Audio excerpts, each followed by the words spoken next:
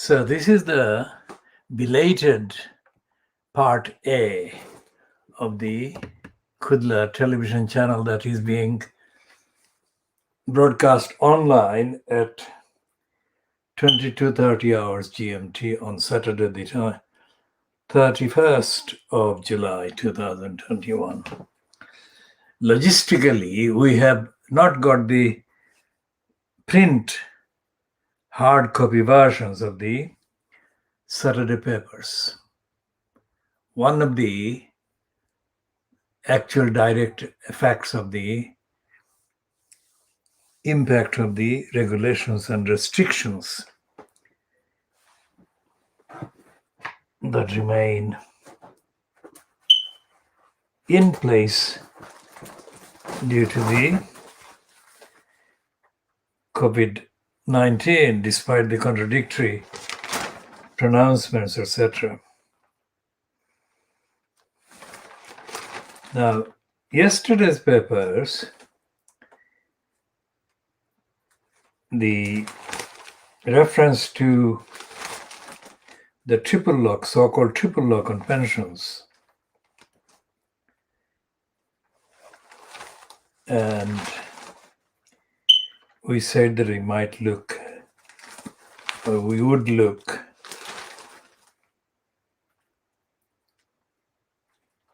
in some detail at the references to the pensions. Now, to our campaign and to our movement and to our aims and purposes, pensions are not about most of the corrupt tax attached to pensions by the likes of the criminal, crooked former pensions minister belonging to the Lib Dems, Steve Webb of lies and criminality.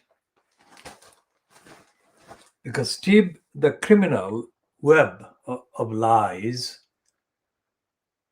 when he was in post as the collusion linked pensions minister post, collusion meaning the collusion between the Sikh clag-fronted criminals, cabal, parading as Lib Dems in the House of Commons, and the sleazeball David Dodgy Cameron, who fronted the crooked conservatives. Anyone watching this program, whatever the time and wherever they're doing it, might wonder, what is this about? This is about world exclusive diagnosis of the corrupt Fleet Street, the British press, the corrupt British Parliament, the corrupt British government. In short, and this is the Khoodeelaar program. Khoodeelaar is a Siloti language word, Silheti language word that I created in the early part of the first decade of this century as the badge, as the banner for the defense of the community in the East End of London. Defense against the crooks in Parliament and crooks in government, those crooks at that time were, of course, fronted by the criminal Tony B. Liar. Tony B. Liar. So we don't just reread the headlines on the front pages of the Fleet Street papers. We actually do the diagnosis of the contents. The role, we diagnose the role, which invariably is the corrupt criminal, criminalizing role played by the Fleet Street papers, peddling the propaganda and the agenda and the narrative and the interests of the crooked big business and the crooked capitalists. The Lebanese-born, quote, Muslim woman who is now in post as the editor of the Financial Crimes is reported as being dedicated to making the Financial Crimes the Bible of capitalism. Lebanese-born, Muslim origin woman using the Bible as the standard, as the measurement, very significant. Even more significant is the fact that she, quote, misedits anyway, the Financial Crimes by treating the whole world outside of Western Europe and North America as not existing.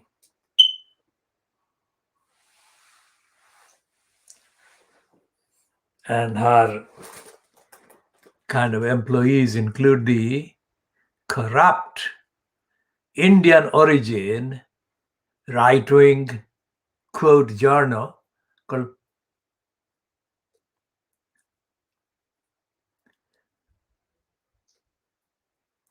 that used to be part of the BBC's platform given by Andrew Brilopad Neil, the BBC politics, where the Brexiteering liar Isabel Oakeshott was given a slot as well. So the Financial Crimes is committing the crime of keeping the Financial Crimes the Bible of capitalism. And that gives the game away. She doesn't have to bother about the existence of the world at all.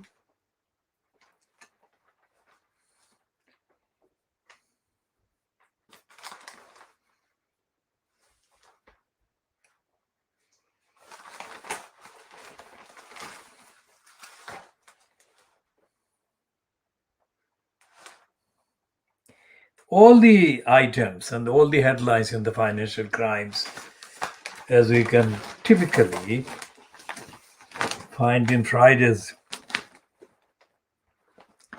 edition, are absolutely in denial of the existence of society, existence of the many. And even the piece about Mishkan Daria facing disciplinary tribunal over client's money, which we discussed at length, is absolutely ignorant and corrupt. Our thesis, based on the evidence, repeat, based on the evidence only, on the contents of the Fleet Street papers, is that Fleet Street papers are couriers of absolute brazen lies and denials. And it doesn't make any difference whether the Fleet Street title is The Guardian or The Mirror, two of the supposed, suggested, insinuated kind of departure from the supposed political role played by the rest of the Fleet Street papers. The Mirror, because it pretends the criminals at the Mirror pretend that it supports the Labour Party.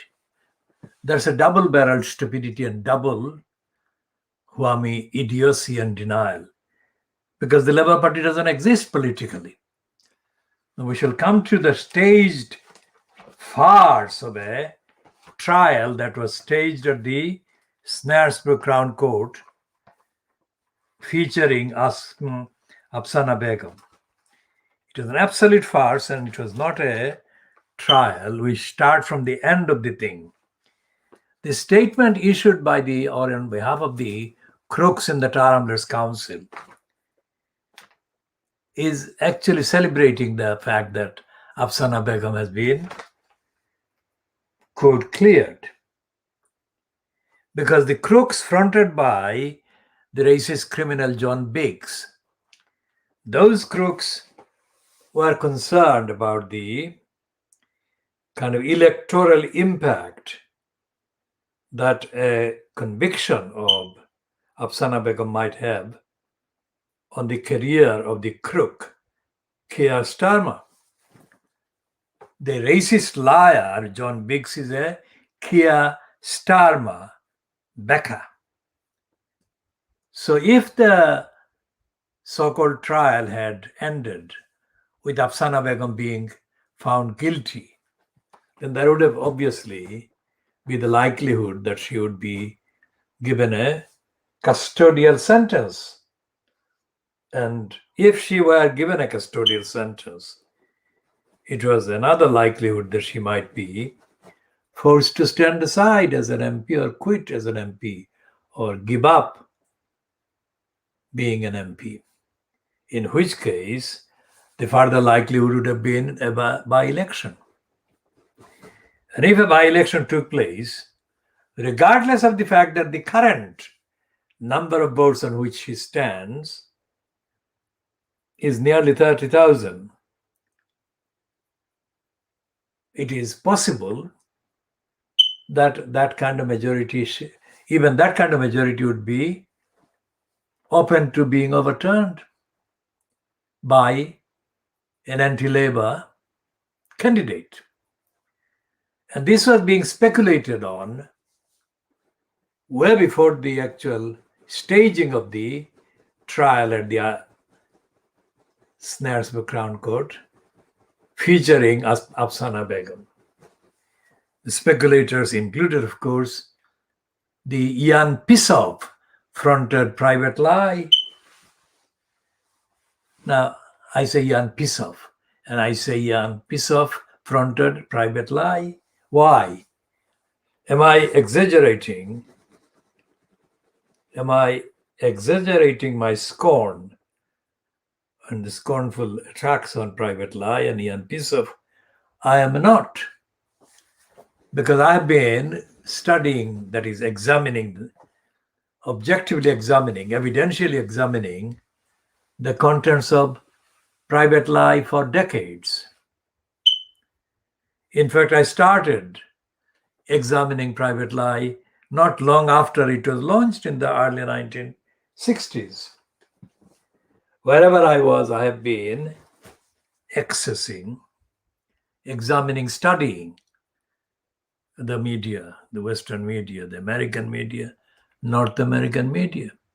In fact, starting in the 1960s, when I wasn't in the UK, at the time I wasn't in the UK, I actually published in one of the London-based magazines. It was an international comment I made, and it stands valid today as it was when I wrote it and got it published. The 1960s is the decade when I started the international legal rights advocacy for people. Where was Jeff Bezos? Where was Noam Chomsky? Nowhere. So, when I say that the Private Lie is edited by Ian Pissoff, I do that exactly on the evidence, on the contents, and the actual truth of the contents and the role played by the criminals. So Ian Pissoff speculated in the private lie, not in the current issue, but the issue before, which is quite a long way away before the trial began. The farce of a trial of Afsana Begum began. This is world exclusive analysis. I am calling it a farce, a staged trial of Afsana Begum. And the evidence is being updated and delivered right here, live on this program. I haven't got a script in front of me, but all the evidence I've been studying directly points to the fact that Afsana Begum was spared a conviction, not because she was innocent objectively based on the evidence presented to the court, but it was arranged, including the role of the juries, the individual jurors, and the people who sat, quote, appearing to be supporting her on the public gallery.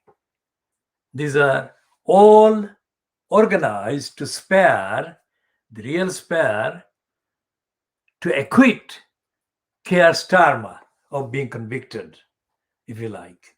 That's what has happened. So it wasn't Afsana Begum, it was Keir Starmer who was the defendant.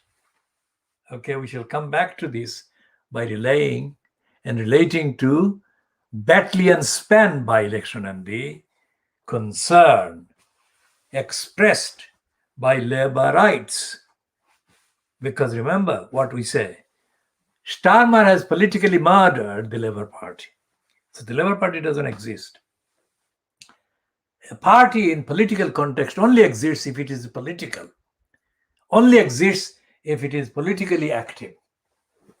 It is dead if it has become a vehicle for corruption and criminals' careerish manipulations under the name, under the brand name of the Labour Party.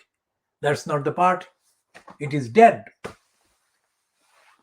We shall come back to the trial of Keir Starmer shortly. Now, this piece in the Sunday Times magazine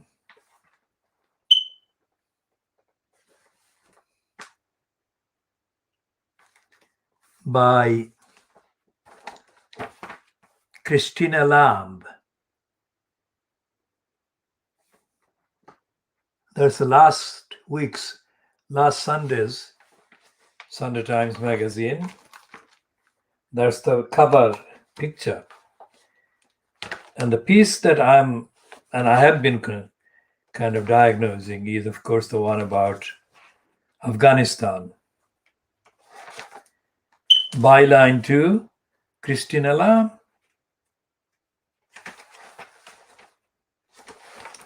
Who is Christina Lamb? Christina Lamb has been the long-running chief foreign correspondent for the Sunday Times. When she dates back to the time when Benazir Bhutto was alive in Pakistan, and she claims to have been very close or closely acquainted with, familiar with Benazir Bhutto. When I edited an English language magazine in the 1970s, Benazir Bhutto was in post as the Oxford Union president. So I got my PA to contact Benazir Bhutto's office at Oxford. And I had put a number of questions to my PA. And my PA was called Genevieve. Now, Genevieve said to me the summary of the result of her contacts with the University of Oxford Union. And Benazir Bhutto wasn't able to answer the questions. Well, amazing, isn't it? That I had put 9 questions to her father, Zulfikar Bhutto, in the 1960s at the Institute of Engineers in Dhaka. And Zulfikar Bhutto had not been able to answer my questions either. So, what does it make? It's absolutely world exclusive, doesn't it? That neither the father nor the daughter were able to answer my questions. How many persons put any questions to the father and daughter anywhere? Remember what you are hearing. So Christina Lam says that she knew Benazir Bhutto. In fact, she says in this piece, she says that she was in the car with Benazir Bhutto when the car was blown up. Now, of course, Christina Lam is lying. If the car was blown up when she was in it, what is she doing about 15 years, 16 years later, being alive and writing about it? She would have been dead. So what was the difference between her and Benazir Bhutto? That Benazir died, and this woman says that she was in the car when Benazir died. I was watching the live movement of the vehicles when Benazir was killed. And the live footage, the live stream footage didn't show the car being blown up. I shall check the footage again and update accordingly. But the point is that Benazir was shot. Benazir was shot because she was speaking from a spot in the car. She was standing there and the roof was open to enable her to stand and speak, which is when she was shot. It's a difference because the car didn't appear to be in any way being blown up. So that's the kind of lack of reliability in the contents of Christina Lam. And she has been absolutely silent in response to several tweets that we have posted to her based on the contents of this. Because we have said that she was, and she is, and she has been following the Crusaders' agenda. And the Crusaders, you look up the word crusade on the search engines. And the entry is about the Christians invading what is now Saudi Arabia and other parts nearby to stop the Muslims being established. One of the leaders of the Muslims at the time was, of course, Salahuddin, who was a general and who showed extraordinary benevolence and generosity and compassion to the Crusaders. And Salahuddin is only one of the very small number of people that the Crusaders and their political descendants actually recognize because of the evidence of the high level of morality, quality of character that Salahuddin showed. And of course, the competence as the general that he showed, tactical competence, and so on. So Christina Lam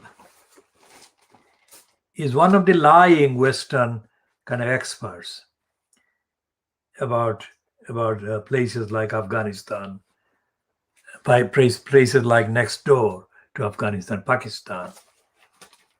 And what she says in that piece, this is her piece in the Sunday Times of the 25th of July 2021. She says that a mistake that the mistakes that the attackers, George W. Bush, Tony Blair made, the mistakes included the fact that the invaders didn't take account of the culture of the country, the place, Afghanistan. Now, that in itself is correct. When it comes to the actual details, she gets it wrong because she doesn't then go on, which logically she should, evidentially she should, empirically she should, because she was there. She doesn't say, she refers in summary to the various previous kind of invasions from the West, Greece, Alexander, so on, to take over Afghanistan, to occupy Afghanistan. She does say that.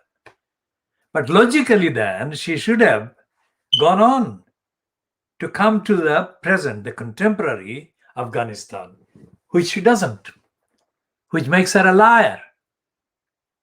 Because if she had actually compared the various key factors in the resilience, in the resistance by the Afghans in those days, the Afghans to Alexander and so on, and if she could continue and compare the current factors that make the Afghans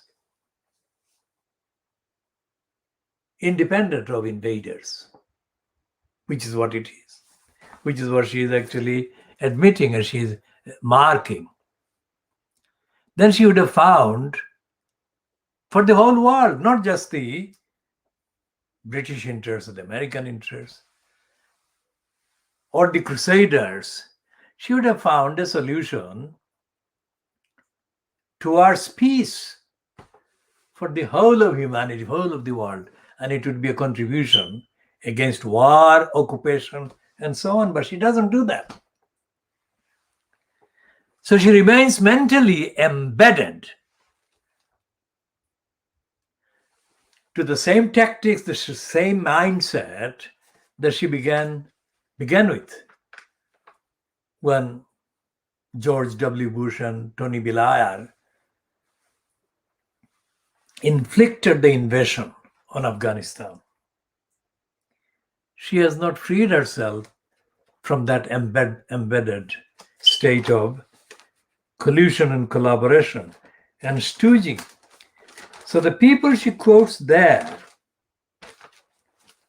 in her piece is herself, of course, and a number of soldiers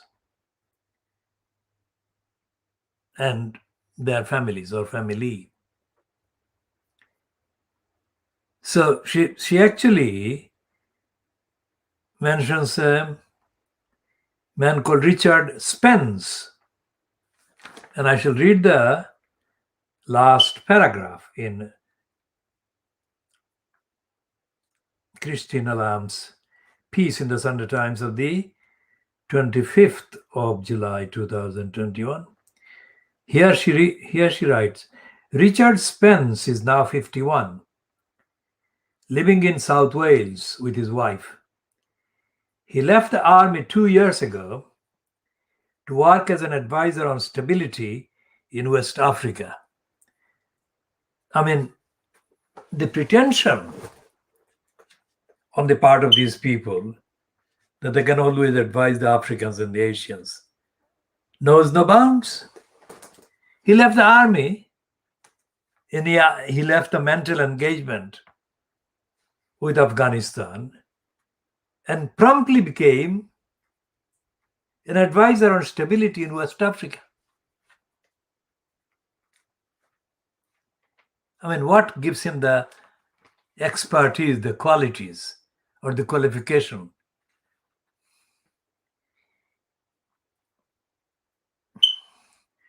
Withdrawal was always on the cards, he says. What a sage. What a wise man. Thousands of miles away, and the British and the Americans occupying another country, and the worst possible country they could occupy from the occupational standpoint. This country has resisted over thousands of years, thousands of attempts by invaders. So he is not only being dishonest, but he's criminally dishonest, because withdrawal was always on the cards. It's not something he found out.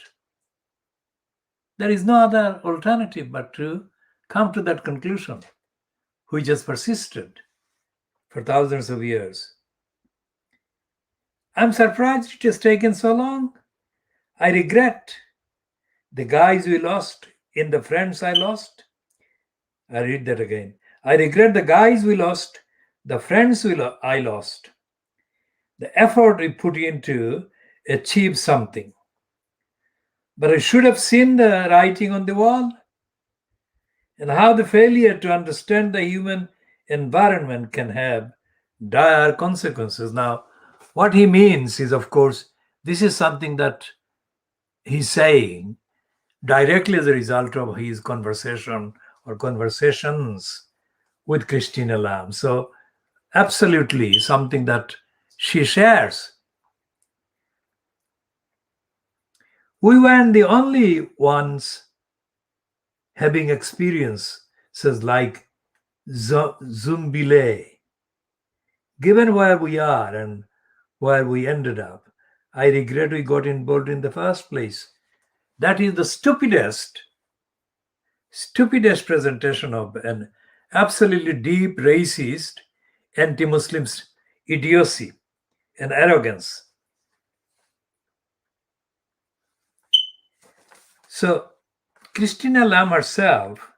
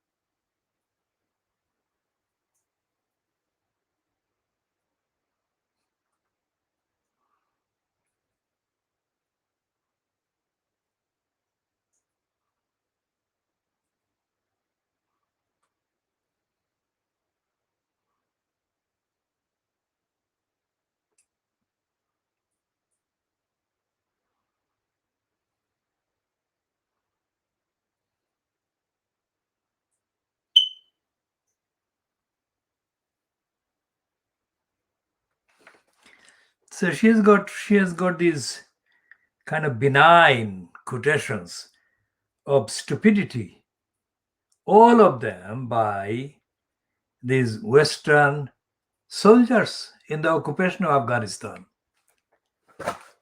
She hasn't met Benazir Bhutto at all. Of course, she might have met Benazir Bhutto as somebody to exploit, but she has most certainly not listened to Benazir Bhutto. She has not listened to any of the others who are still alive but who are contemporaries of Benazir Bhutto in various positions in either Pakistan, which is absolutely directly impacted by Afghanistan, and which has actually saved trillions of dollars and pounds worth for the Americans and for the British state. I'm distinguishing the British population from that. Because without Pakistan playing the role of a place for refugees for millions of Afghans, the consequences would have been absolutely, phenomenally 1,000 times worse, both for the British state and for the American state, the military industrial complex, the criminals that do the trade. Okay, there is nothing in the financial crimes about anything to do with Afghanistan. And the financial crimes doesn't recognize the financial benefit that the successive regimes of Pakistan actually brought to the West by allowing the millions and millions and millions of Afghans refugees in Pakistan. And there are millions and millions and millions of Afghans in refugees in Pakistan. So the lives of millions of Afghans have been saved. There's no mention of that, either in the Christian alarm piece or in any piece, in any of Fleet Street lying outlets.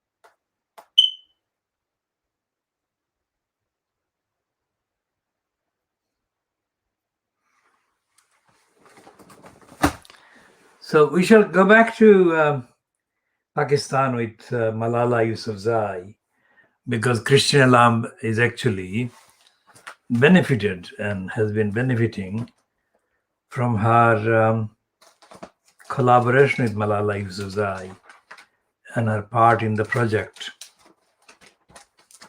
The neo-colonialist Crusader project, featuring Malala Yousafzai as the front of the Western Crusaders project to defeat Islam, Muslim community.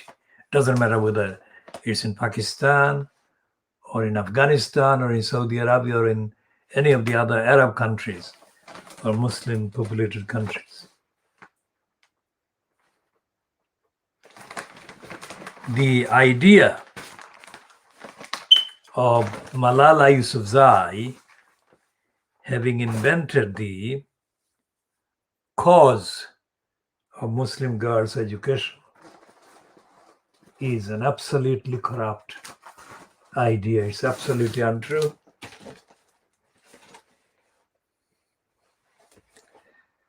Because when it comes to education, what the Crusaders want to mean by that is not education universally understood about knowledge, about information, about the method of investigating the contents of the truth, separating the truth from the lies and untruth. By education, the Crusaders define education as that set of ideas based on the denial of the existence of Islam. Now, Islam is not like Hinduism or Buddhism or Sikhism. In the context of the Crusaders, Islam is the actual final version of the three religions: Islam, Christianity, and Judaism. And because it is the final version, both the Crusaders and other opponents of Islam feel nervous about the validity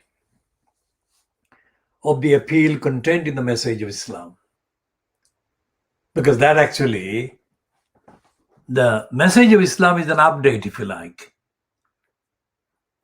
It's a historic and theological update, the final form, on both Christianity and Judaism. So the hostility that is aimed at Islam and anyone who believes in Islam generally is kind of understandably based on the impact on the acceptance and the validity of Judaism and Christianity as kind of presented by the merchants that do the trade in the name of Judaism and Christianity. Because to those who are genuine adherents of the three religions, the three prophets, there shouldn't be any problem with the Islam. Because Islam is the, as I said, updated version, the final theological update on the three religions. So anyone who genuinely believes in Judaism and genuinely believes in Christianity at the time and at the times and before the appearance, arrival of the final version, which is Islam, should have had no difficulty. But the people who are opposed to Islam have difficulty because they don't believe in the original teachings of Judaism and Christianity at all. And neither Christian Lamb nor the other spreaders of the myths of Western superiority has the moral integrity or honesty to admit any of that and to share any of the truth with any of their readers and audience.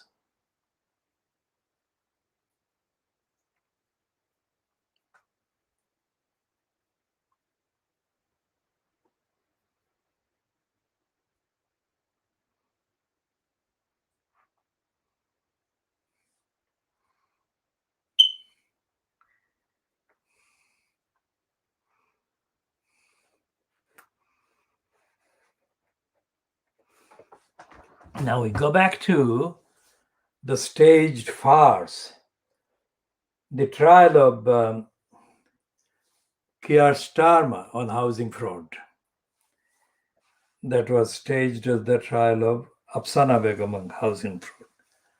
Now remember, you are looking at KhoodeelaarTV television channel, diagnosing Fleet Street, which means the contents of Fleet Street, the role of the Fleet Street, and the contents of the British established political court system, established in the sense of what is permanently available. Established does not include the negation of our assertion that the Labour Party has been politically murdered by Keir Starmer.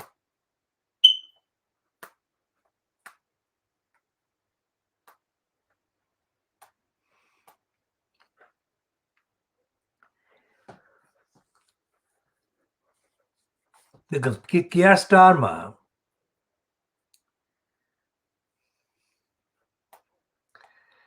is the political murderer. Keir Starmer is the political murderer of the ideology, the purpose, and the values that are contained in the founding statement for the Labour Party.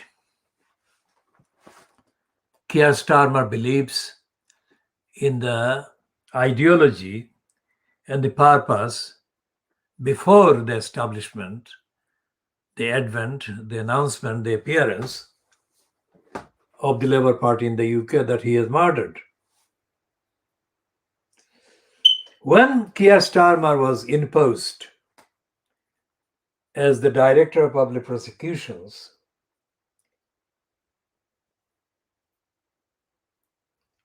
and that was mainly during the period of dodgy Dave Cameron as the coalition fronter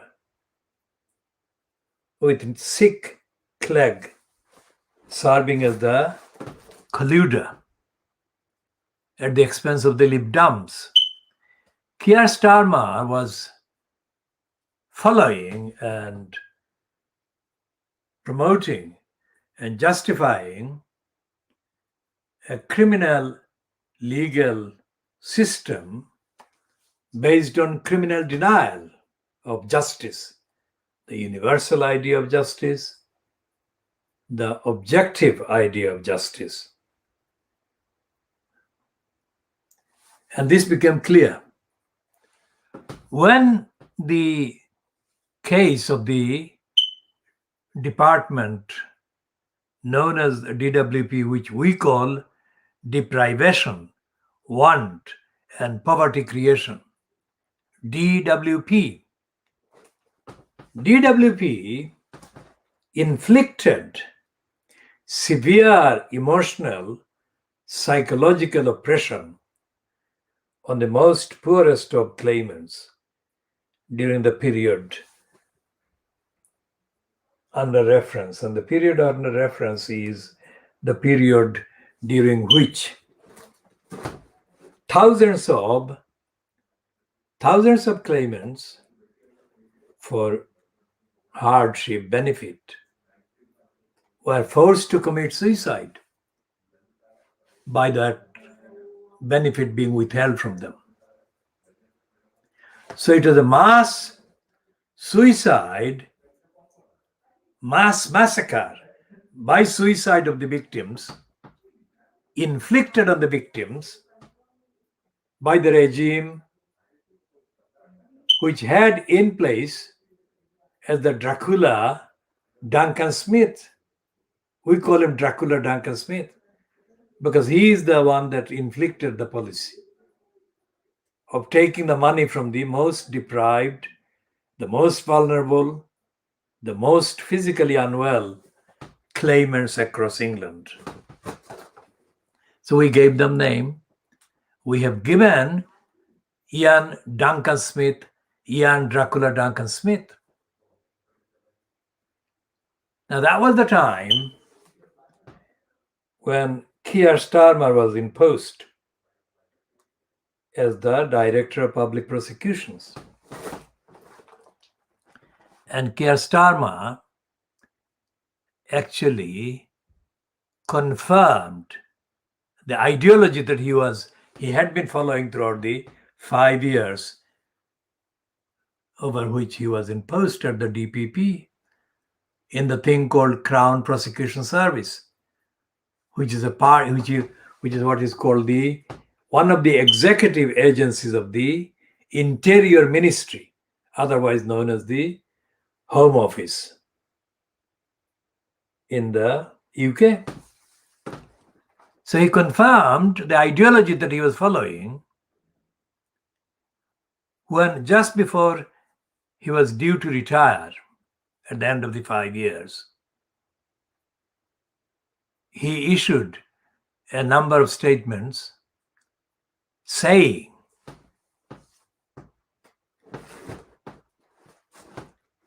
that claimants for benefit should be subjected to even tougher requirements and conditions than existed at the time,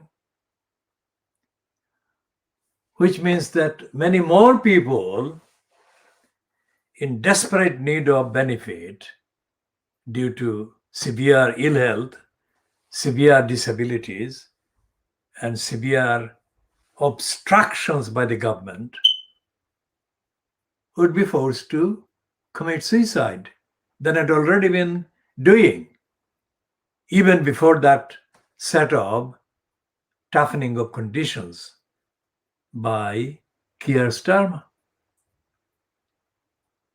So it is the same Keir Starmer who is now in post, supposedly as the leader of the Labour Party.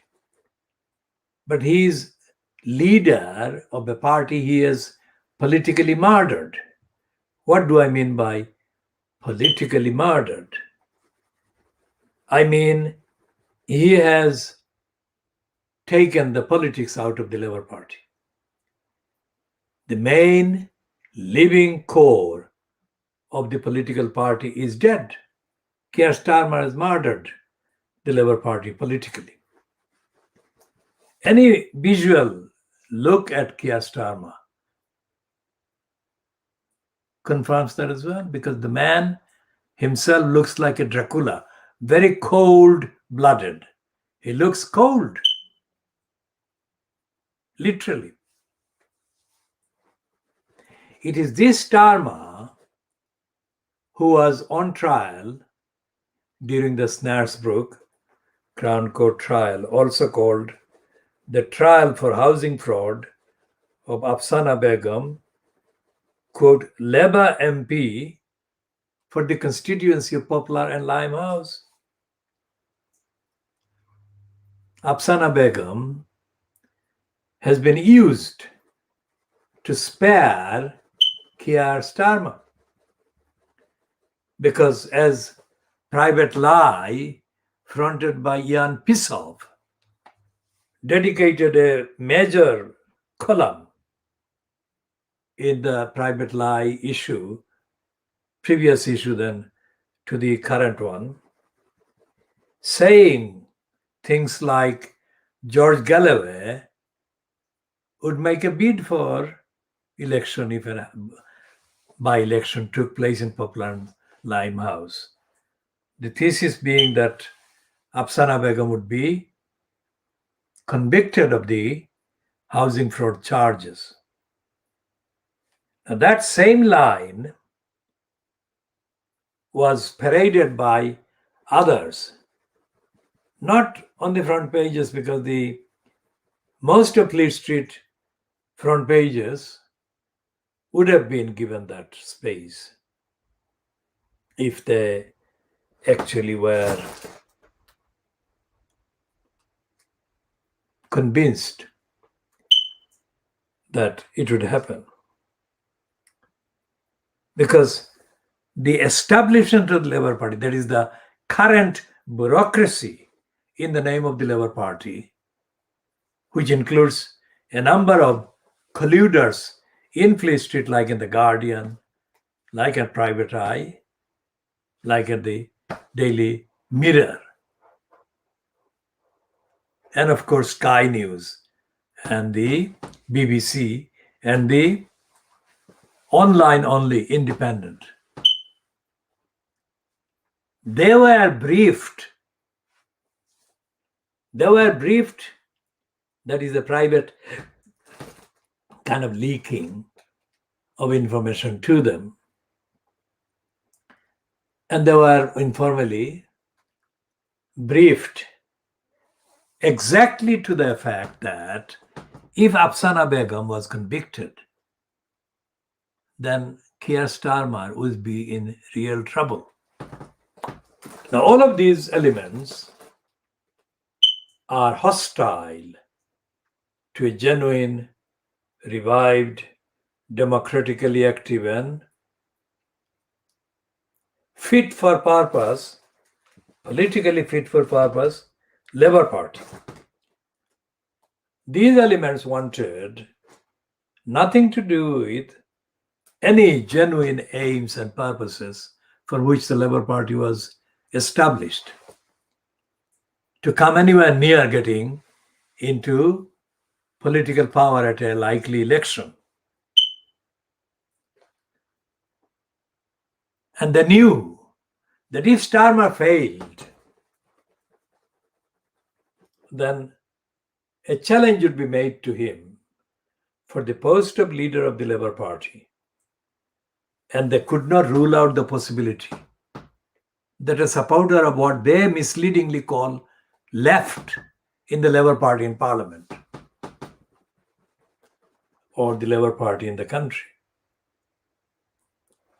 that would be bad news for the Conservatives, which all of these parties and papers support, regardless of the fact that politically, ethically, morally judged, Boris Johnson is worse than a liability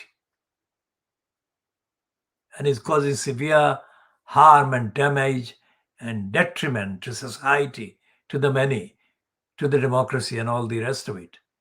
But still, all of them would prefer Keir Starmer to survive and to front the Labour Party at the next general election, whenever that may be. So they wanted to preserve Keir Starmer in the post. And in that aim, they were determined to even deny the possibility that Afsana could have committed any crime at all. And that has happened. Afsana Begum has been treated in a dubious way because on the one hand, she has been described as an ally of the former so-called leader, Jeremy Corbyn, and she has been given certificate by somebody who doesn't know her at all. John McDonnell has described her as a very good person. Not only that, he has described her in terms that suggest that she had been much older than herself and that she had had extensive, competent record as a minister, civil servant, all the rest of it, none of which is true.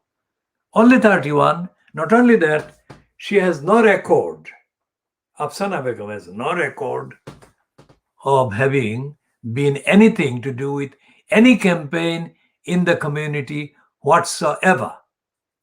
She may be in the fantasy of her private kind of dreams, but she has not made any record.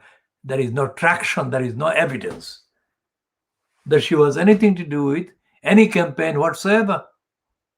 Only 31. Not only that, she has been non-existence. And yet the language of praise that John McDonnell heaped on her during the trial gave a completely false, untruthful, and fraudulently dishonest image that could not be related to the actual person, Afsana Begum. Nothing she said during the trial, nothing she has said since, and nothing she said before the trial, during the months before the trial, constituted evidence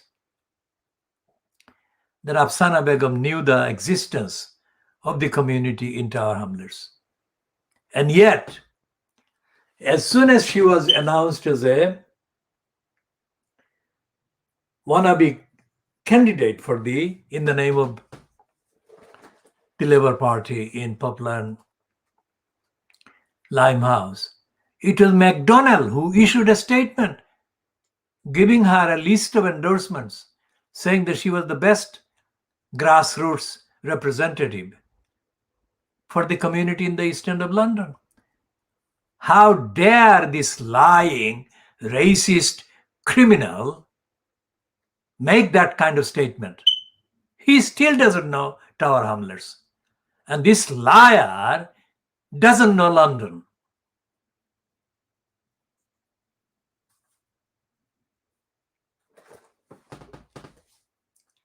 So what we have to do is to treat the so-called clearance of Afsana Begum as an acquittal for Keir Starmer. Because he is now, at least on this one, able to avoid the pressures of a by-election. And that would have exposed Starmer to all kinds of criticisms that he is simply unfit to survive.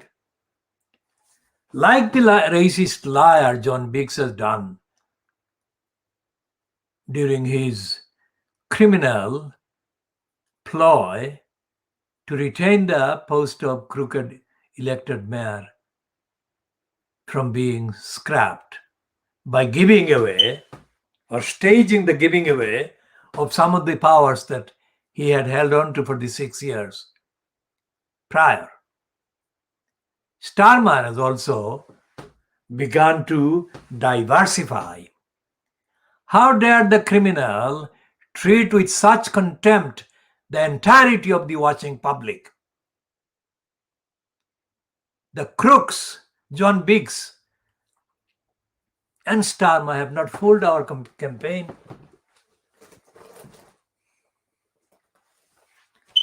And nor did John Stonehouse.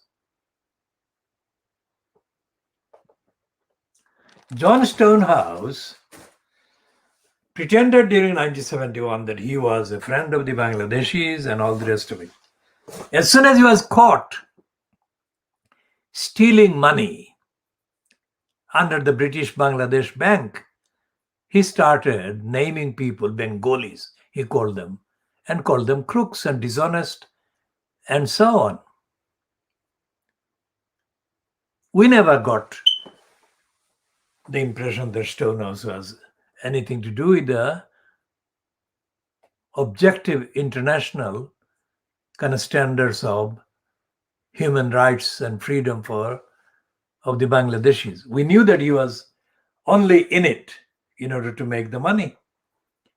And when his money-making fraudulent tactics got exposed and he got caught,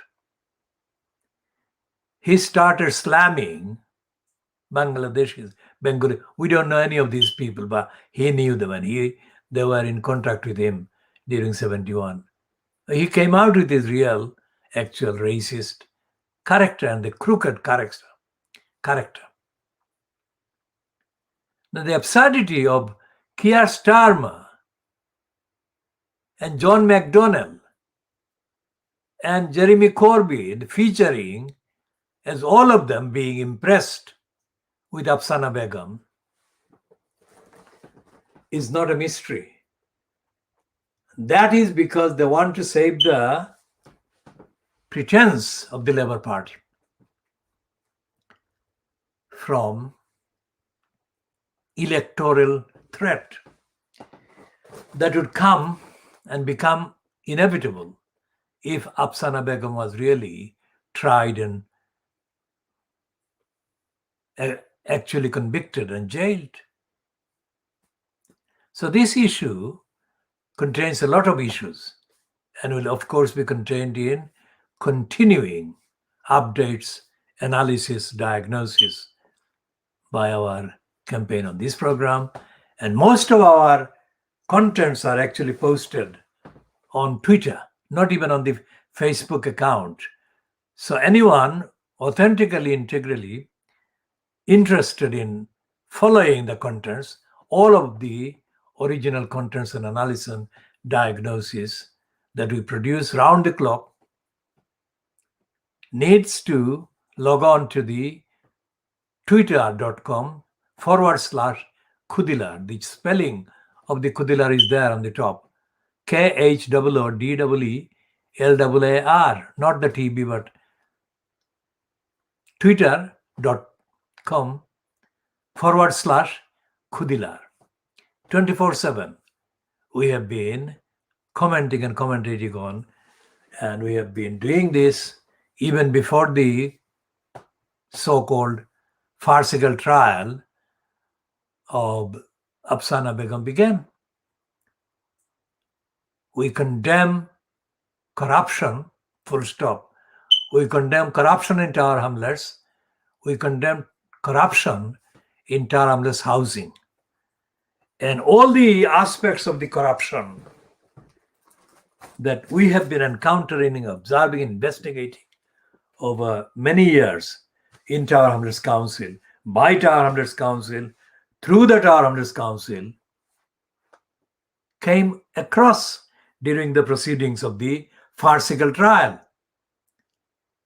Now that the trial so-called is over, we can comment on, and we can comment on the criminal, absolutely stupid, ignorant statement of complaisance issued in the name of the crooks in the Tower Hamlets Council, fronted by the criminal, racist, denier and liar John Biggs, the midget, moral midget, physical midget, ethical midget. The racist John Biggs condemned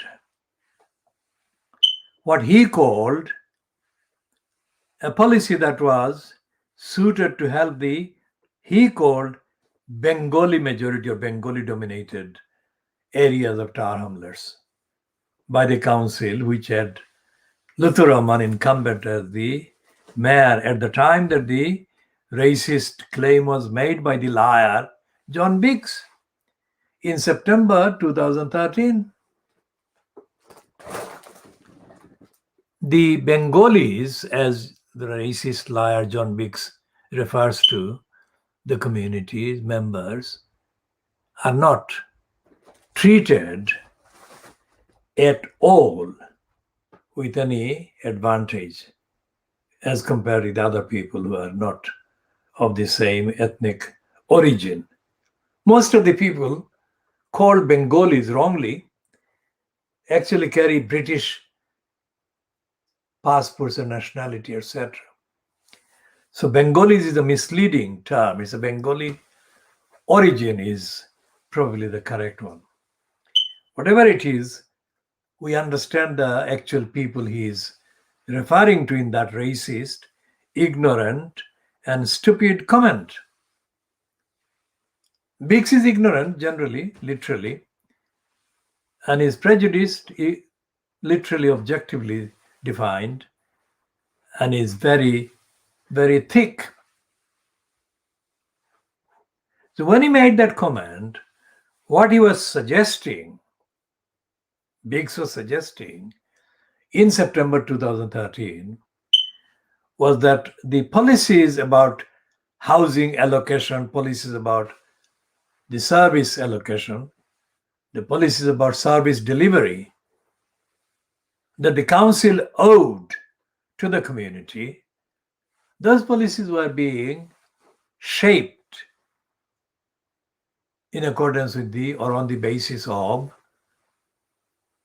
the recipient's ethnic origin or ethnic origin identity. If that were the case, then we would accept the evidence if that were the case on the facts. But that is not the case, never has been the case. What the racist John Biggs meant was that Lutfur Rahman was abusing Lutfur Rahman's position as the incumbent in the post of executive mayor at the time to make sure that Lutfur Rahman could be treated, could be seen, would be seen by the people who are receiving the particular services of the council during his time in post as him, Lutfur Rahman, doing favors to those people. Now that is not the same thing as Lutfur Rahman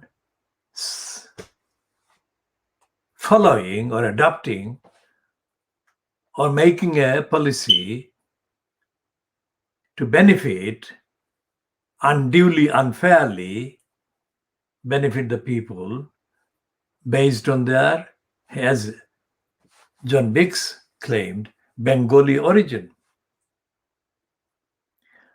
If Lutheran helped somebody, or if anyone got the service they were owed by the council while Lutheraman was imposed, then that would have been only because Lutheraman wanted those people to see Lutheraman as doing the benefit. That is not the same thing as ethnic origin. It is the thing that Lutheraman would have done corruptly to corruptly give the impression to those people that he, Lutheraman, was doing them a favor. And that would be kind of repaid to Lutheraman by those people voting for Lutheraman at the election that was due next year, that is 2014, at the time that the racist liar Biggs made that claim. We have evidence of extreme discrimination against people, including Bangladeshis, by the Tar Hamlets Council. And the Tar Hamlets Council is a corrupt council. That is to say, councillors are corrupt, council employees are corrupt. So we shall be continuing with the evidence and fact in the next part or parts. This is about 10 minutes after 1 hour that this broadcast, this edition has been on. So we shall be continuing in due course, as I said. And this is the time as 23:42 hours GMT. So this program began, this edition, 23:30 GMT. So 22:30 GMT. So this is 23:42 hours GMT. 1 hour and 10, 12 minutes.